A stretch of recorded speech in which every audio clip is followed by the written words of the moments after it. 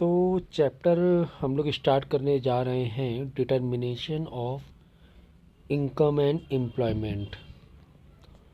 ठीक है, तो चैप्टर काफ़ी टेक्निकल है, काफ़ी लंबा चैप्टर है। कम से कम 10 से 12 ये पार्ट में चैप्टर कंप्लीट हो पाएगा और काफ़ी मार्क्स का इसके एग्ज़ाम में इसका कंट्रीब्यूशन है। ठीक है, तो बेसिकली इस चैप्टर में हम एक मैक्रो इकोनॉमिक की बात करेंगे। मैक्रो लेवल पे, एक होल लेवल पे, एक बड़े लेवल पे,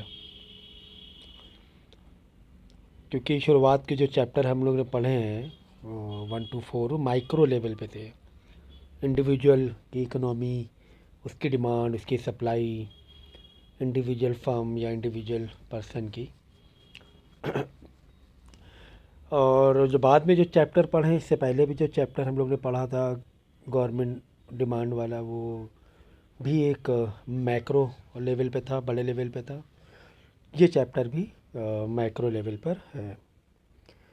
सो इनकम एंड एम्प्लॉयमेंट, इसमें हम लोग पढ़ेंगे कि एक कंट्री की, एक स्टेट की इनकम किस पर डिपेंड कर रही है, कितनी इनकम है, या किस पर डिपेंड कर रही है, कितनी होनी चाहिए।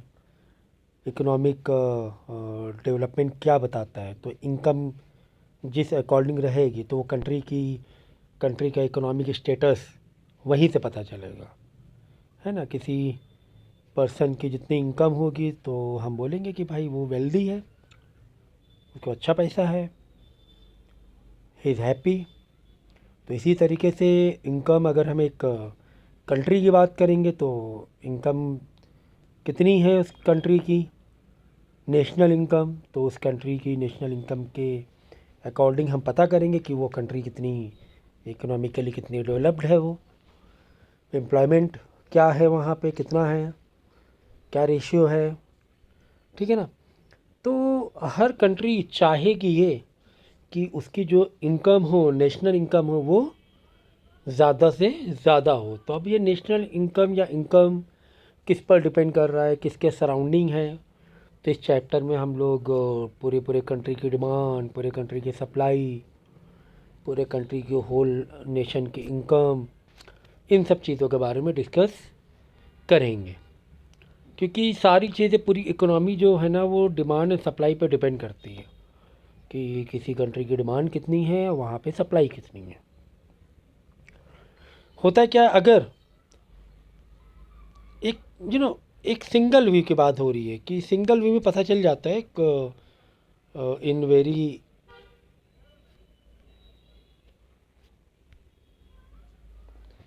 शॉर्ट डिमांड, मतलब कि अगर किसी कंट्री की डिमांड कम है, सप्लाई ज़्यादा है, तो हम वो उस कंट्री को कह सकते हैं कि ये एक डेवलप्ड कंट्री है।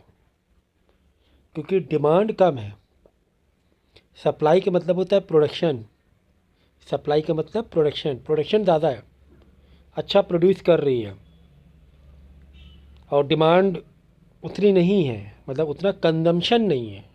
एक पॉइंट से डिमांड का मतलब यहाँ पे समझो कंजम्पशन। इसका मतलब डिमांड है समझो 10 और प्रोडक्शन हो रहा है 12 का, तो कितना बच गया, 2 बच गया ना उस कंट्री के लिए, 2 प्रोडक्ट बच गए। तो ये क्या कर देगा, एक्सपोर्ट कर दिया जाएगा, बाहर बेच दिया जाएगा, तो पैसा आ जाएगा बाहर से। अगर इसी का उल्टा होता, इसी का क्या होता उल्टा, कि डिमांड ज़्यादा होती, मतलब कंजम्पशन ज़्यादा होता और प्रोडक्शन कम होता, प्रोडक्शन ही सप्लाई कम होती, तो पहले ही अपनी कंट्री में चीज़ें पूरी नहीं हो पा रही, शॉर्टेज है, शॉर्टेज है ना, है, हो ही नहीं पा रहा है पूरा अपनी ही कंट्री वालों को, तो बाहर एक्सपोर्ट क्या करेगा वो। तो यहाँ पर हम बता सकते हैं कि इकोनॉमिकली कंट्री थोड़ी सी वीक हो रही है। क्या हो रही, अगर उस कंट्री की ही बात कर रहे हैं हम लोग, याद रखना, किस कंट्री में डिमांड ज़्यादा है, कंजम्पशन ज़्यादा है, लोग ज़्यादा उस चीज़ों की रिक्वायरमेंट, जैसे कि समझो कि वीट या राइस, अपनी ही कंट्री में राइस पूरा नहीं हो पा रहा है, वीट पूरा नहीं हो पा रहा है, तो बाहर क्या ही हम लोग एक्सपोर्ट करेंगे, बाहर का पैसा कंट्री में कैसे आएगा। तो ये चीज़ बहुत ज़रूरी है कि एग्रीगेट डिमांड बोलते हैं इन होल में। एग्रीगेट डिमांड, एग्रीगेट सप्लाई कितनी है, तो वो उस कंट्री की इकोनॉमिक कंडीशन या स्टेटस डिक्लेयर करता है या बताता है। ठीक है, जैसे यहाँ पे देखो एग्रीगेट डिमांड एंड इस कंपोनेंट। सो एग्रीगेट डिमांड मतलब total demand of final goods and services during a given period of time, since aggregate demand is measured and expressed in total expenditure, कि कितना टोटल एक्सपेंडिचर किया जा रहा है goods और services पर, जो भी गुड्स और सर्विस प्रोड्यूस हो रही हैं कितना खर्चा हो रहा है। Therefore aggregate demand is also defined as total amount of money which all sector, that is household, firms, government of the economy ready to spend on purchase of goods and services। तो aggregate demand मतलब वो पैसा, वो amount of money जो consumption या spend कर रहा है, खर्चा करने में, ख़रीदने को तैयार है, उतना फिर अमाउंट होना चाहिए हमारे पास, उतना पैसा होना चाहिए, तो उसको बोलते हैं एग्रीगेट डिमांड। मतलब डिमांड का मतलब सिर्फ उतना ही नहीं होता है कि भाई मेरी ये डिज़ायर है कि मेरे पास BMW हो। मेरी डिमांड तब होगी ये BMW की जब तुम्हारे पास पैसा खरीदने कैपेसिटी भी होगी BMW का, तभी हम बोलेंगे कि वो डिमांड है। तो भाई टोटल अमाउंट है हमारे पास, तो हम उसकी डिमांड कर रहे हैं खरीदने की, तो हम बोलेंगे aggregate demand. So aggregate demand is, यहाँ पे अच्छा सेंटेंस लिखा है, is synonyms of aggregate expenditure in the economy. भाई डिमांड है तुम्हारे पास, मतलब खर्चा करने की ताकत है तुम्हारे पास। तो in simple word aggregate demand is the total expenditure on consumption and investment. तो कौन कौन से कंपोनेंट है ये मैंने बताया। हाउस होल्ड डिमांड, किसकी डिमांड, एक हाउस होल्ड के लिए कि हमारे घरों में पर्सनल कितनी चीज़ों की डिमांड है, हम कितना कंजम्पशन करना चाह रहे हैं, हमारी कंजम्पशन कितना है, प्लस वहाँ की गवर्नमेंट का भी तो डिमांड का भी तो कंजम्पशन है उस कंट्री का। गवर्नमेंट का भी तो अपने रेलवे बिछाना है, ब्रिज लगाना है, ब्रिज बनाना है, कॉलेजेस बनाने, तो ये गवर्नमेंट की डिमांड हो गई ना। प्राइवेट इन्वेस्टमेंट, वो पैसा मतलब टोटल पैसे की बात हो रही है, वहाँ पे कितना पैसा है, कंजम्पशन करने के लिए कितना पैसा है, इन्वेस्टमेंट कितना करने के लिए कितना पैसा है, गवर्नमेंट के पास कितना पैसा है, एक्सपोर्ट करने के लिए कितना पैसा है, नेट एक्सपोर्ट। तो वो ओवरऑल माना जाएगा एग्रीगेट डिमांड। कितना पैसा है, क्या किसके, हाउस होल्ड के पास, फर्म के पास, गवर्नमेंट के पास एक्सपेंडिचर करने के लिए। तो एग्रीगेट डिमांड देखो यहीं पे लिखा हुआ है, C for household, demand by the household, demand for the investment. ठीक है ना, सी मतलब हाउस होल्ड की डिमांड, आई मतलब इन्वेस्टमेंट के लिए डिमांड, जी मतलब गवर्नमेंट की डिमांड, और net export, export minus import, कि 10 लाख का एक्सपोर्ट किया और 8 लाख रुपए का इंपोर्ट किया, तो नेट 2 लाख रुपए आया ना।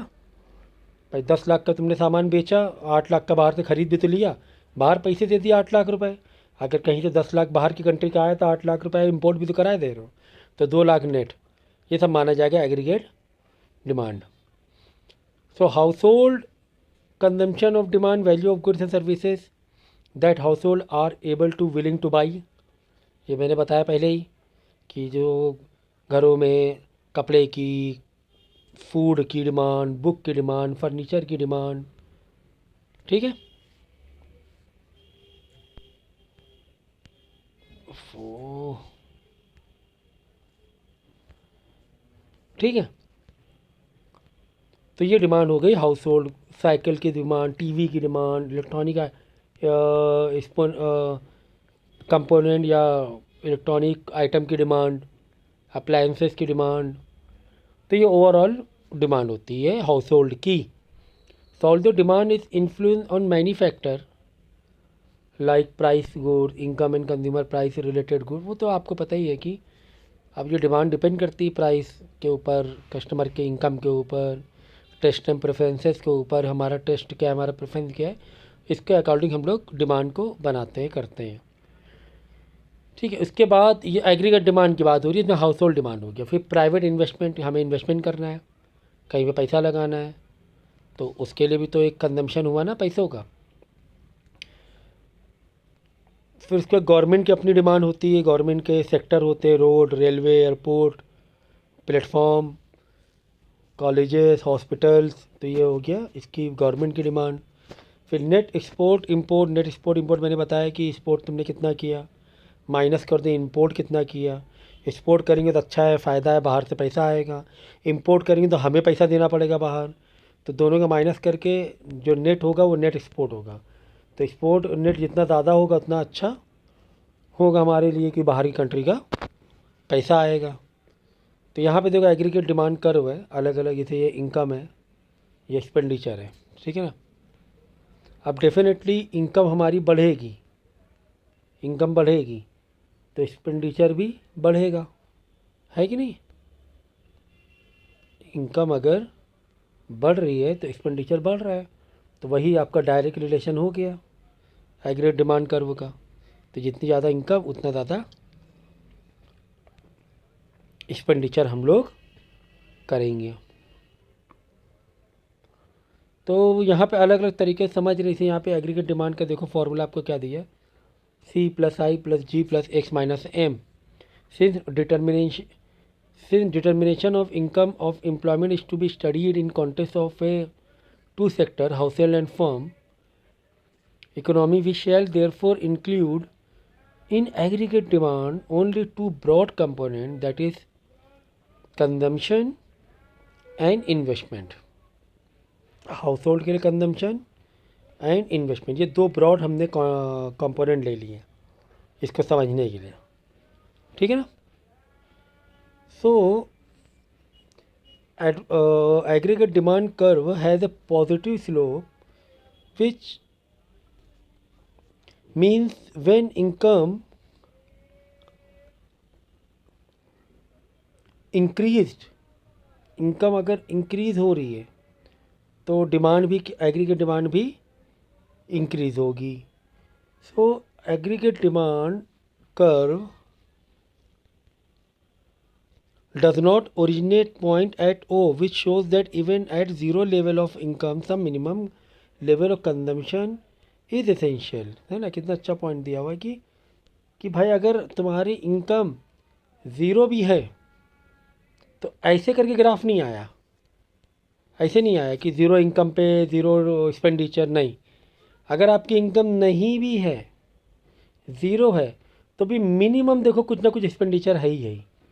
हम पैसे नहीं भी कमा रहे होते, खाना हम खा ही रहे होते, कपड़े पहन ही रहे होते, चाहे इनकम हमारी नहीं है तो भी इधर उधर से लेकर, उधार लेकर, जो भी हो, लोन लेकर हमें करना पड़ता है। तो वही यहाँ पे दिया हुआ है कि aggregate demand does not originate at point हो, ज़रूरी नहीं कि ओरिजिन ज़ीरो से स्टार्ट हो, तो मिनिमम कंजम्पशन होता ही होता है अगर आप कमाओ या ना कमाओ।